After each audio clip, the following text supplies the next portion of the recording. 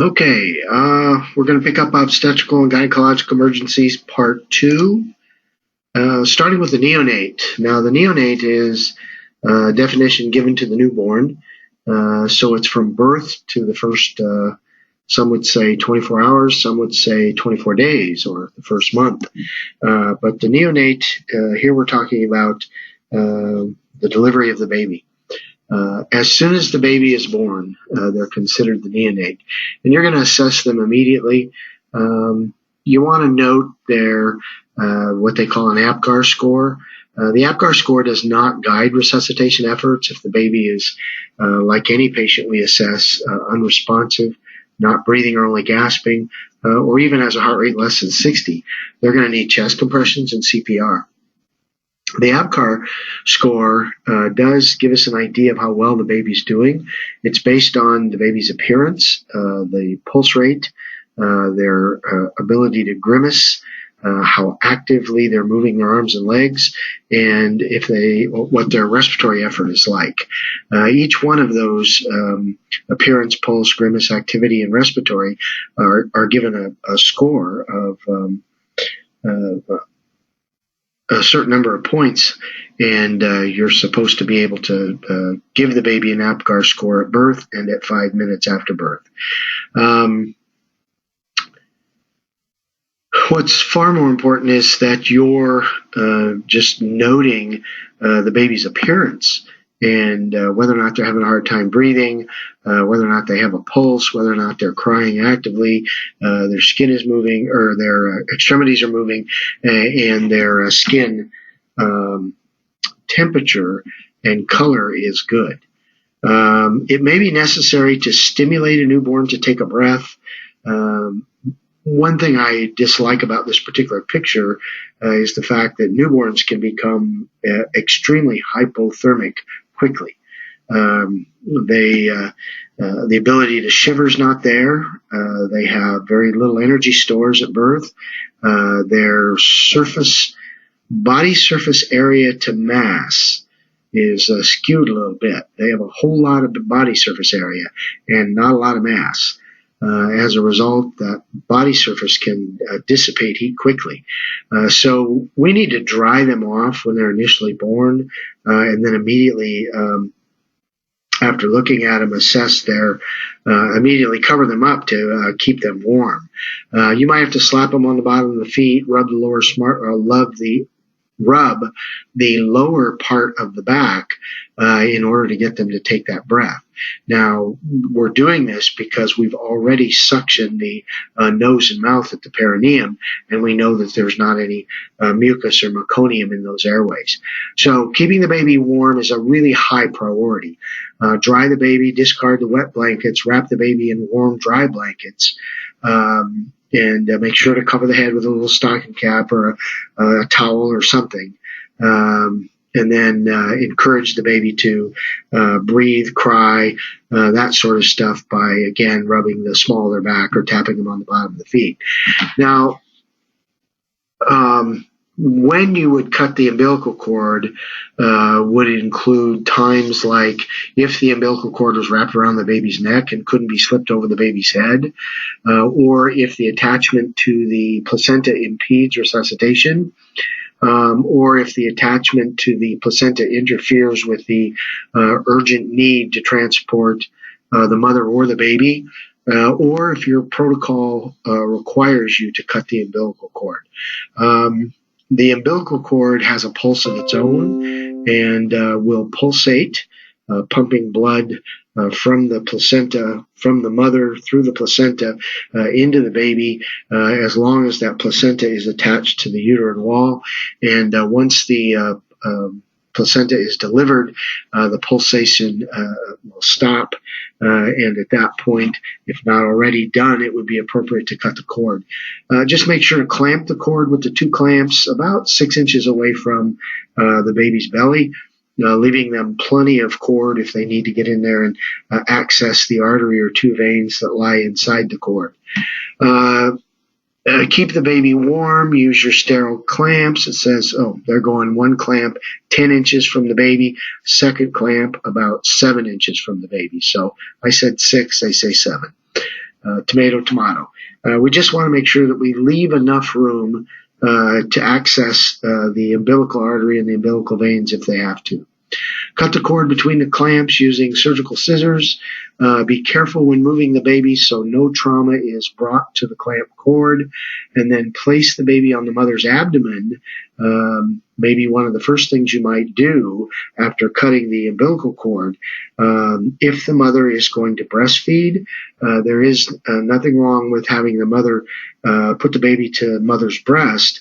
The baby suckling the breast will release a hormone that will cause the uterus to continue to contract, which will help control hemorrhage postpartum,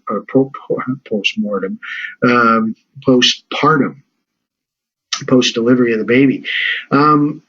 There should be at least somewhere around 500 milliliters of blood loss during a birth.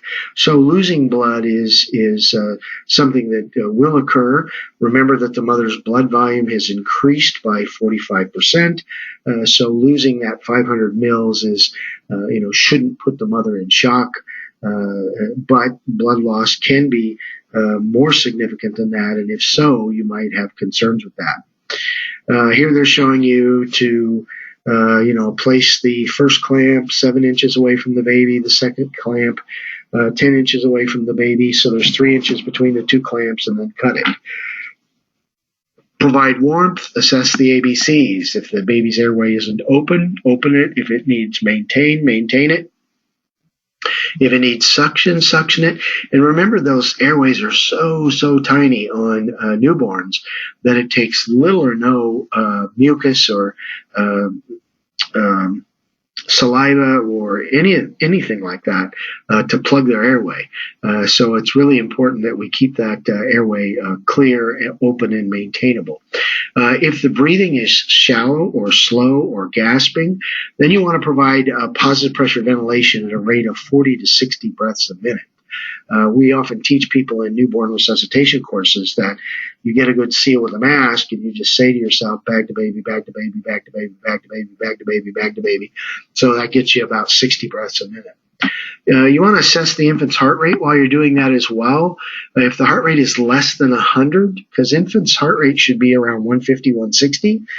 So if it's less than 100, you want to provide positive pressure ventilations. If the heart rate's less than 60, you want to begin chest compressions at a rate of 120 a minute. If breathing is adequate and the pulse is greater than 100, then we're in pretty good shape. So we use an inverted pyramid of resuscitation when resuscitating neonates.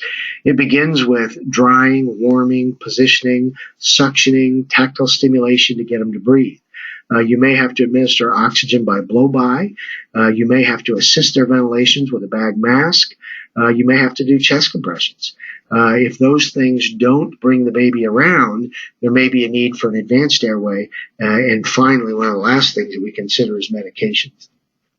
We've all been taught how to do CPR on an infant in our basic life support courses.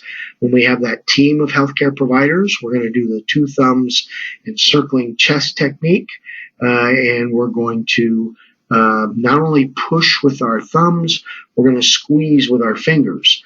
And in doing so, we actually move more blood than with just 2 fingers on the sternum.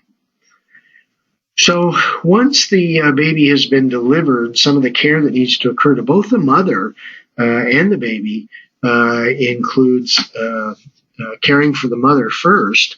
When the baby's born, you now have 2 patients. So your partner may have to care for the mother or the baby, or vice versa. But the mother's at risk of serious bleeding, infection, and emboli postpartum. So it's really important that if she's bleeding seriously, that we look at ways that we can control that hemorrhage.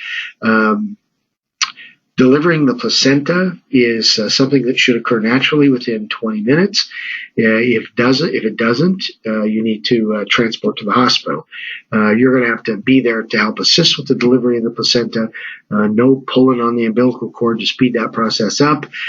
Just be there to collect the placenta and bag it up.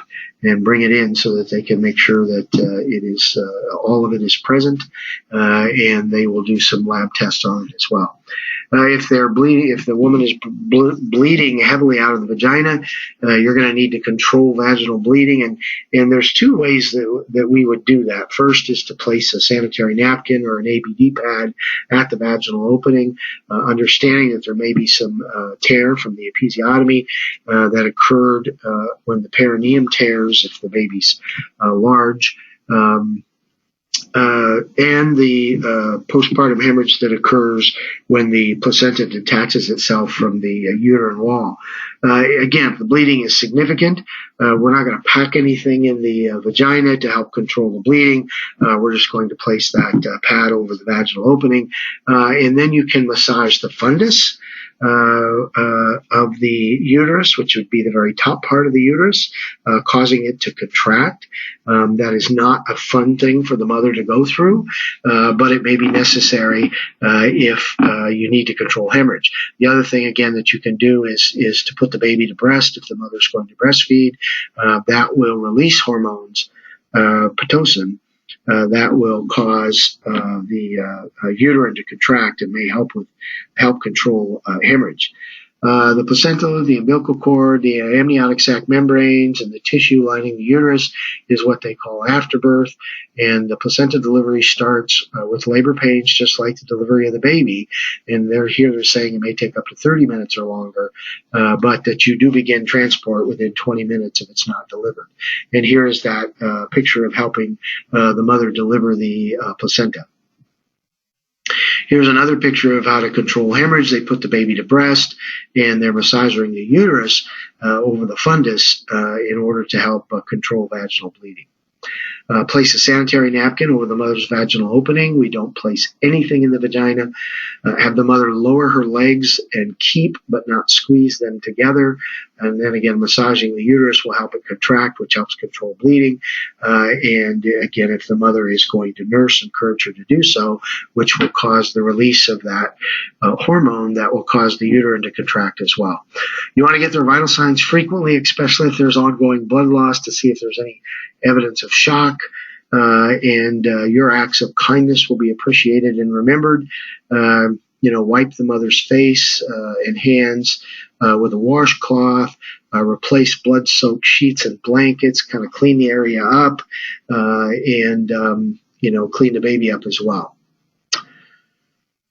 Again, I had mentioned about 500 mils is considered to be normal blood loss, and acts of kindness to the mother again, or to she's been sweating, working hard, so getting her into a position of comfort, putting some dry, clean linen under her,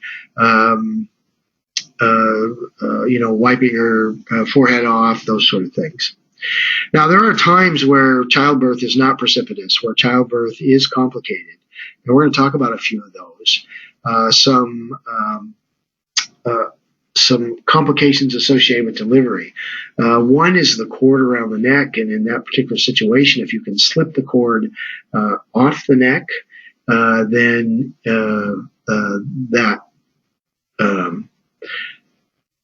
that would prevent, as the baby being delivered, stretching and perhaps even tearing the umbilical cord. Or choking the baby as the cord is around the neck. If you can't slip the cord up around the neck, you're going to need to clamp it and cut it. An unbroken amniotic sac, and we talked about how to fix that by breaking the membrane with your fingers. And then you may have infants initially upon birth who don't take that first breath and may need some encouragement, tapping on the bottom of the feet, rubbing the small of their back in order to get them to take that first breath. Now, breech presentation is probably going to be your most common abnormal delivery. In a breech presentation, the buttocks or both legs are delivered first instead of the head. The risk of birth trauma to the baby is high in this particular case. Meconium staining often occurs because the baby may have a bowel movement in the vagina, and then as the rest of the baby is being delivered, the baby is dragging itself through that meconium.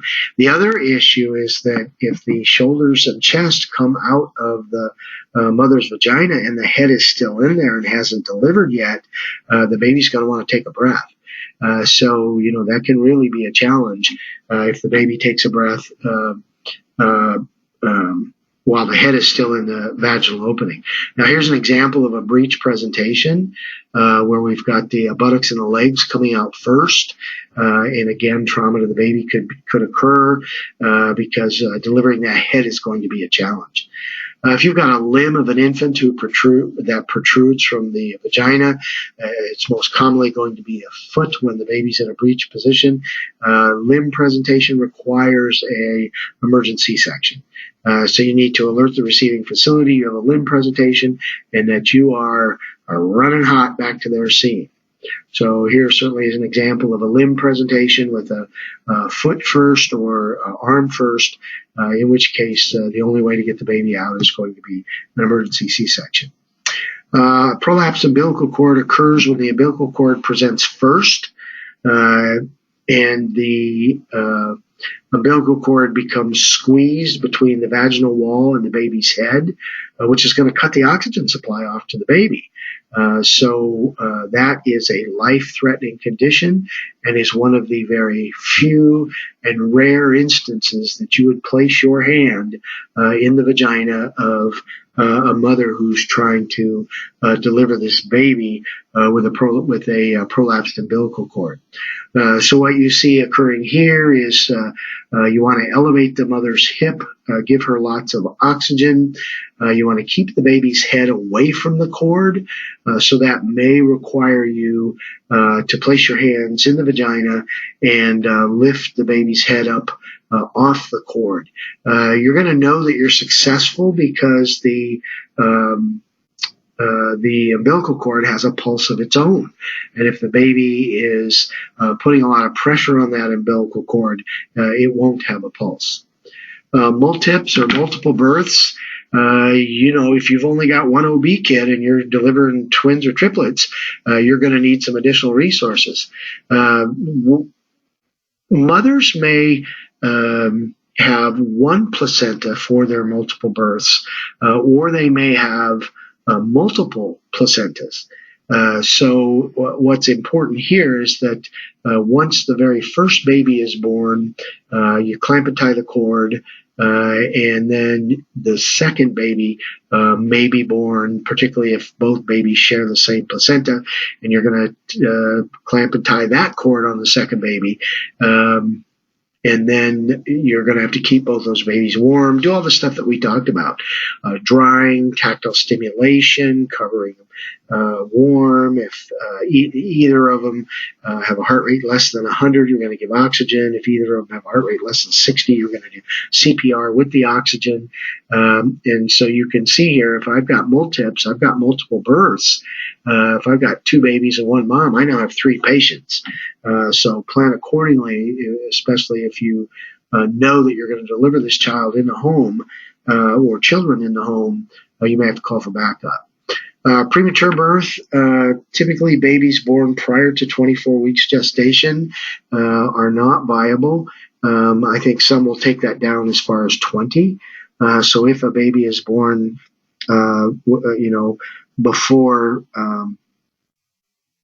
or when gestation is less than 20 or 24 weeks, then it is not likely that the baby is going to survive.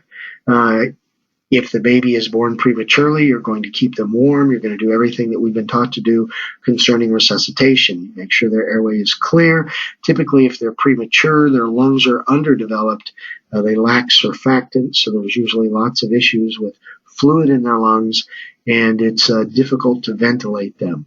But you want to provide ventilations. If their heart rate's less than 60, you want to incorporate chest compressions in with that as well. Watch the umbilical cord for bleeding, because if the umbilical cord is still attached to the baby and there's any sort of bleeding, the baby is going to lose blood as well. Avoid contaminating the premature baby. Their immune system is going to be extremely suppressed, and any potential contamination could lead to illness or death. Call ahead to the emergency department to let them know that you're coming. Now, meconium, meconium is the baby's first bowel movement, and it stains the amniotic fluid a greenish or brownish yellow in color. You don't want to stimulate the infant before you suction them if you note that the amniotic fluid is stained with meconium. You want to make sure and suction the mouth and then both noses at the perineum before the chest is delivered, particularly in a patient who where you note that there's some meconium staining. You want to maintain an open airway, provide ventilations and chest compressions as necessary, and transport as soon as possible. There are some other things that occur that we'll talk about as far as emergencies in pregnancy. This would be prior to the birth of the baby. They include excessive pre-birth bleeding, ectopic pregnancies, seizures related to preeclampsia and eclampsia, miscarriage or abortion, trauma in pregnancy, stillbirths, and cardiac arrest in a woman. Now, excessive pre-birth bleeding, the main sign is unusually profuse bleeding. Abdominal pain may or may not be felt. You want to assess for signs of shock to determine whether or not the bleeding is significant. Give them high concentrations of oxygen.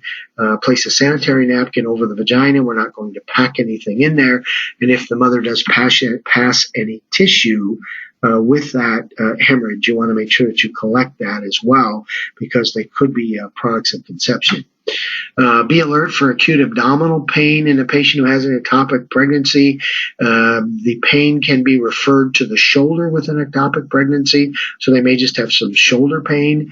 When we start doing assessments of female patients, particularly in childbearing years, if they're having any of that shoulder pain, if they're having any sort of acute abdominal pain, you want to incorporate those questions that address the possibility of being pregnant and whether or not she's having any vaginal bleeding.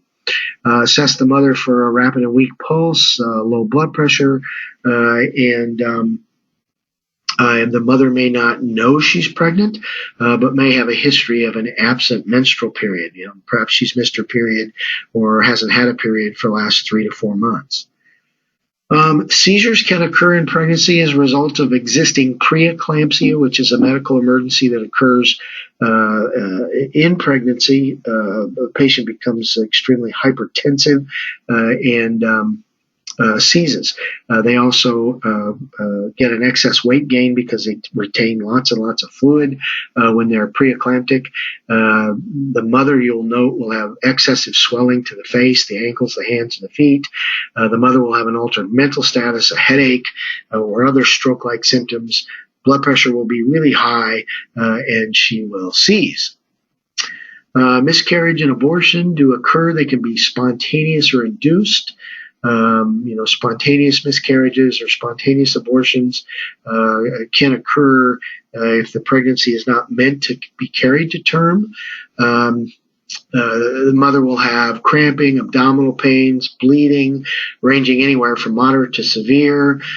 She may have a noticeable discharge of tissue that may be even identifiable as a fetus. Trauma in pregnancy. The patient's pulse is typically going to be 10 to 15 beats per minute faster than a non-pregnant woman. So, one of the main compensatory mechanisms with blood loss and trauma is an increase in heart rate. Well, their heart rate's going to be up a little bit anyway. Again, they can have a lot of blood loss, 30 to 35% of their own blood volume lost before you start to see any signs and symptoms, particularly in that third trimester. Ask the patient if she's received any blows to the abdomen.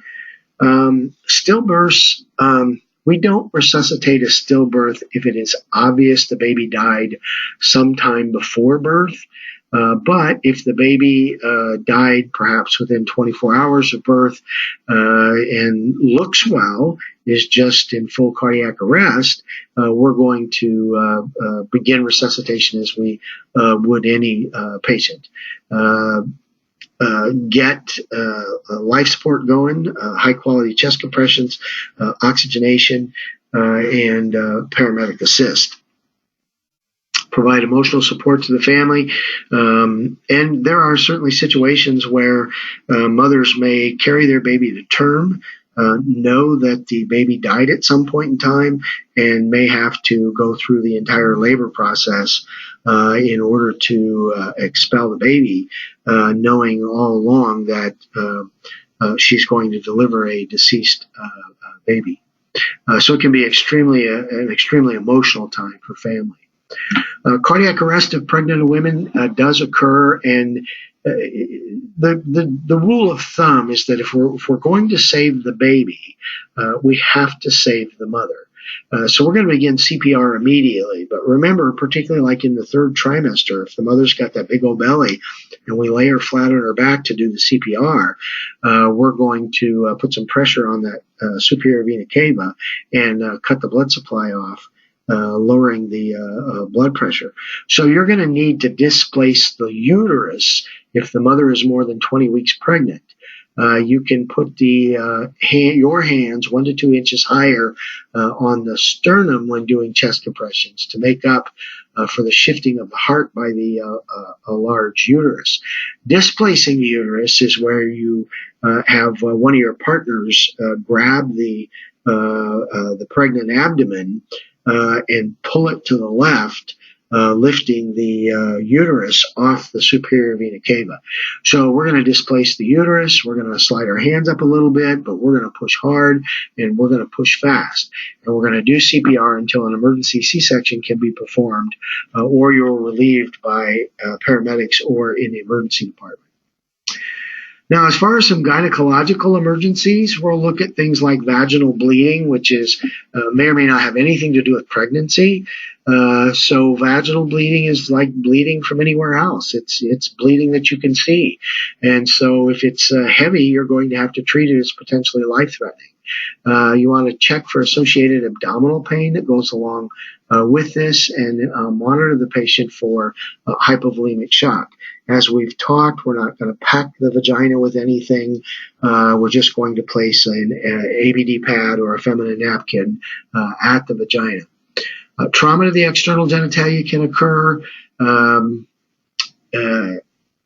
You can look for trauma to the genitalia, particularly if sexual assault has occurred, or the mother indicates that she's had some traumatic injury to that area.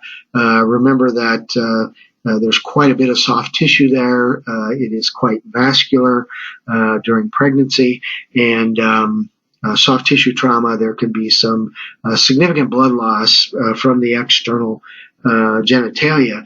And again, we would treat that as we would any vaginal bleeding with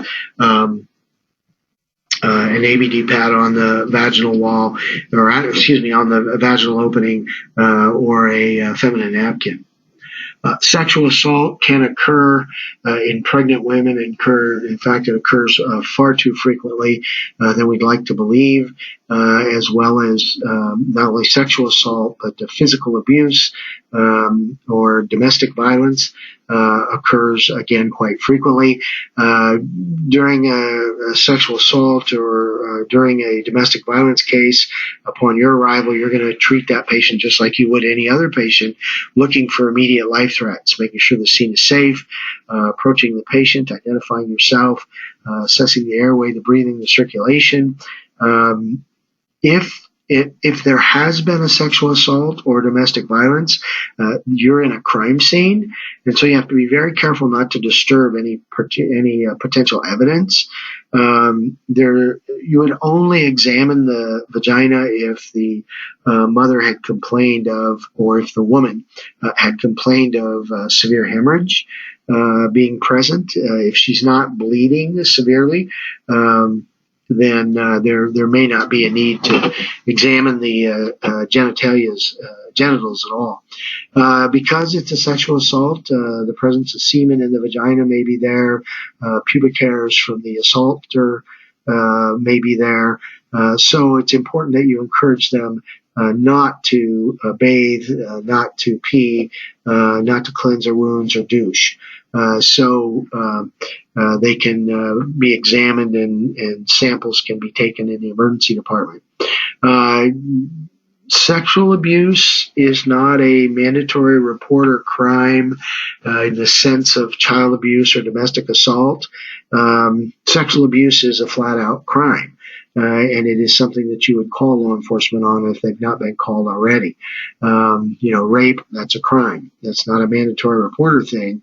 That's a crime, and you would report that. Whereas something like the presence of drugs, although the drugs may be illegal, that is not something that you would report. But crimes like abuse and sexual abuse and domestic violence all need to be reported to the law enforcement. Okay? All right. So that